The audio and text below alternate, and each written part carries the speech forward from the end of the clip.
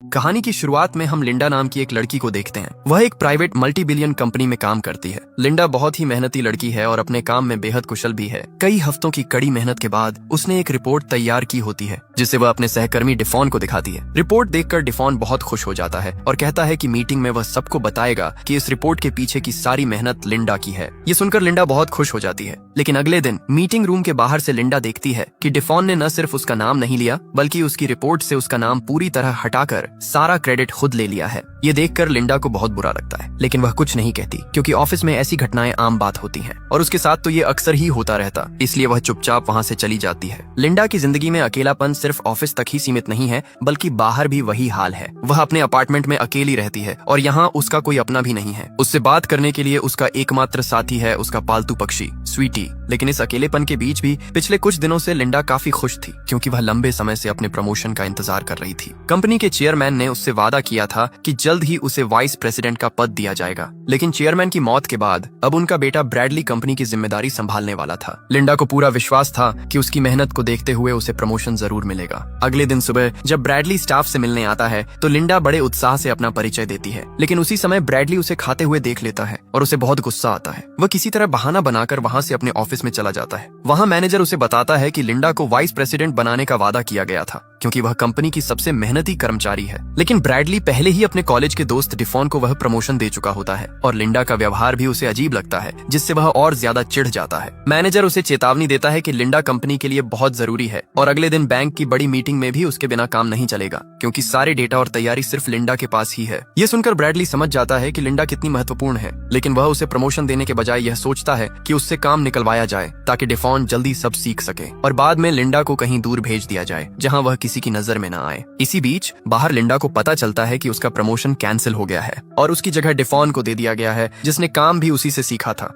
गुस्से और अपमान से भरी लिंडा सीधे ब्रैडली के ऑफिस में पहुंच जाती है जहां वह उससे सवाल करती है कि उसे वादा करने के बावजूद प्रमोशन क्यों नहीं दिया गया। ब्रैडली बहाना बनाता है कि लिंडा काम में अच्छी है लेकिन लीडरशिप के लिए अभी तैयार नहीं है और बड़े डील संभालने की पर्सनैलिटी भी उसमें नहीं है। लेकिन क्योंकि लिंडा ने हिम्मत करके उससे बात की इसलिए वह उसे एक और मौका देता है। वह कहता है कि अगर लिंडा बैंक डील के लिए डेटा की समस्या हल कर दे तो वह प्रमोशन के बारे में फिर से सोचेगा। उसी समय ब्रैडली की होने वाली पत्नी चेरी भी ऑफिस आती है। उसकी प्रोफेशनलिज्म और कॉन्फिडेंस देखकर लिंडा के मन में हल्की जलन भी पैदा होती है। इसके बाद लिंडा, ब्रैडली, डिफॉन और बाकी लोग कंपनी के प्राइवेट जेट से बैंकॉक के लिए निकलते हैं। लिंडा इस ट्रिप को लेकर बहुत एक्साइटेड होती है। वह रात भर काम करती है और फ्लाइट में ही डेटा की समस्या भी हल कर देती है। लेकिन इसी दौरान डिफॉन सबके सामने लिंडा का एक पुराना ऑडिशन वीडियो चला देता है जो उसने एक सर्वाइवल शो के लिए बनाया था। वीडियो में उसकी जंगल में रहने की स्किल्स दिख रही होती हैं। इसे देखकर ब्रैडली और बाकी लोग उसका मजाक उड़ाने लगते हैं और कहते हैं कि लिंडा तो जंगल में रहने के ही लायक है। ये सब सुनकर लिंडा को बहुत बुरा लगता है और उसे समझ आ जाता है कि चाहे वह कुछ भी कर ले उसे कभी प्रमोशन नहीं मिलेगा। गुस्से में आकर वह अपनी सारी रिपोर्ट डिलीट कर देती है। तभी अचानक पूरा विमान जोर जोर से हिलने लगता है। विमान में सिर्फ लिंडा और ब्रैडली ने ही सीट बेल्ट बांध रखी थी,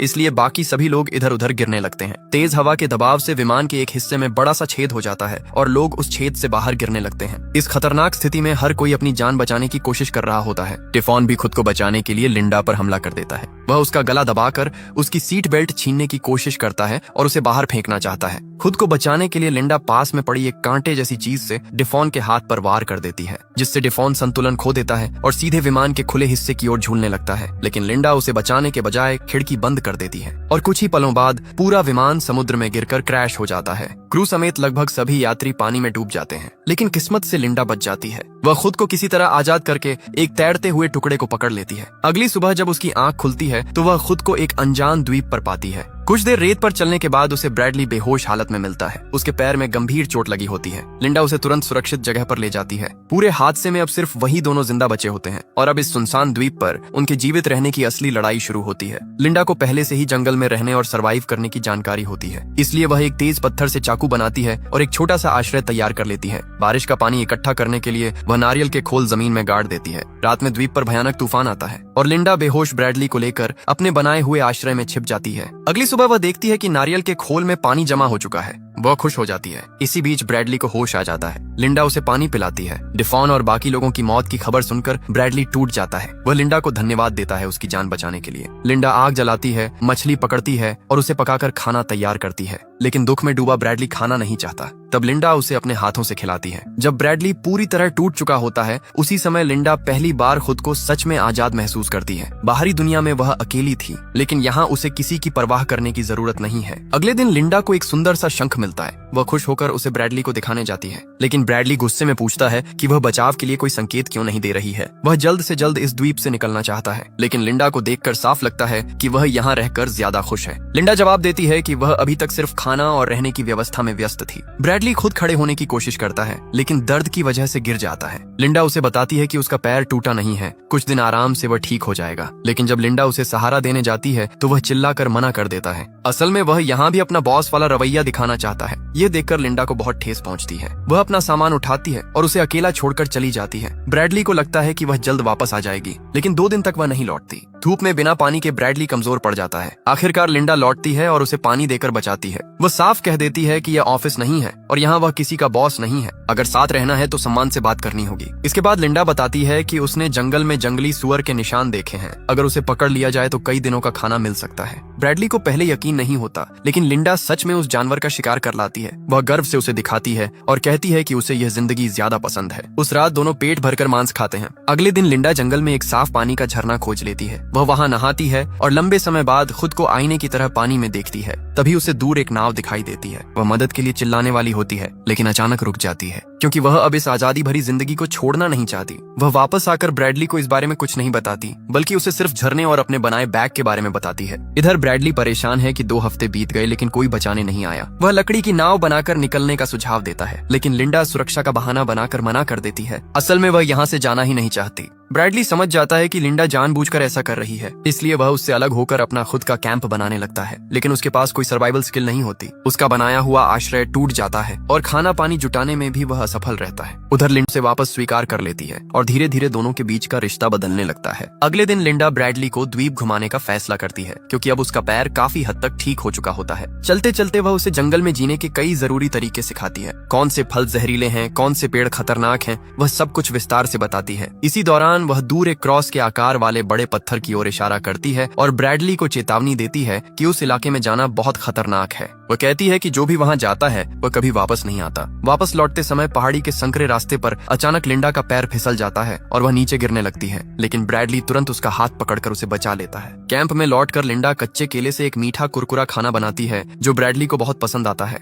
वह यह भी बताती है कि उसने फलों से एक तरह का हल्का नशीला पेय भी तैयार किया है। उस रात दोनों साथ बैठकर वह ड्रिंक पीते हैं। इसी दौरान लिंडा पहली बार अपने अतीत के बारे में खुलकर बात करती है। वह बताती है कि उसकी शादी हो चुकी थी, लेकिन उसका पति बहुत क्रूर और शराबी था। एक दिन गुस्से में उसने अपने नशे में धुत पति को गाड़ी की चाबी दे दी और उसी रात एक्सीडेंट में उसकी मौत हो गई। लिंडा कहती है कि उसने यह बात आज तक किसी को नहीं बताई थी। यह सुनकर ब्रैडली को समझ आता है कि लिंडा अंदर से कितनी टूटी हुई थी। इसके बाद लिंडा कहती है कि उन्हें हमेशा के लिए इसी द्वीप पर रह जाना चाहिए, क्योंकि यहाँ सुकून है, कोई लालच नहीं है। ब्रैडली इस बात पर कुछ नहीं कहता, लेकिन उसके मन में कुछ और चल रहा होता है। अगली सुबह लिंडा को हल्का हैंगओवर महसूस होता है। वह समुद्र किनारे टहल रही होती है, तभी वह ब्रैडली को नहाते हुए देखती है। उसे देखकर उसके मन में एक अलग सा आकर्षण भी पैदा होता है। लेकिन तभी अचानक द्वीप पर एक भयानक तूफान आ जाता है। उनका बना हुआ आश्रय पूरी तरह टूट जाता है। बचने के लिए वे दोनों एक गुफा में शरण लेते हैं। ठंड से कांपते हुए ब्रैडली कहता है कि उन्हें एक दूसरे के करीब रहना चाहिए ताकि शरीर की गर्मी से बच सकें, और इसी वजह से वे दोनों एक दूसरे के बहुत करीब आ जाते हैं। अगली सुबह जब लिंडा की आंख खुलती है तो ब्रैडली वहाँ नहीं होता।